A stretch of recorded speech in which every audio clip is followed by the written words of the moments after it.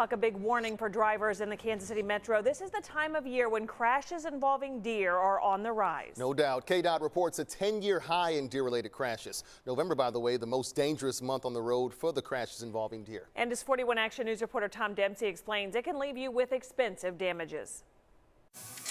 Here recently, we've been getting deer hits about one a day. This time of year brings plenty of business for places like Collision Works in Lenexa. Right now this week, we've taken in at least 4 deer hits. Crashes with deer leading to plenty of damage and costly repairs, as 41 Action News saw firsthand on Wednesday. This one hit a deer, and that one also hit a deer. This car is a total loss. This one is not worth fixing. This one has a little bit less damage. Crashes with deer highlighted in a recent report released by the Kansas Department of Transportation, showing over 10,000 crashes with deer last year, 16% of all crashes in the state.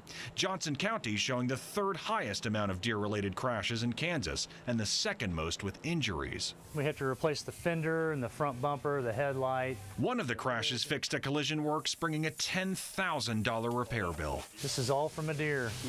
Things can get so bad this time of year, the Collision Repair Center actually offers prizes to customers who bring in their cars hit by deer, including a grand prize of a Kansas City Royals package. The stats show November to be the most dangerous month for crashes involving deer, the reason relating back to their habits. And it mainly comes down to biology.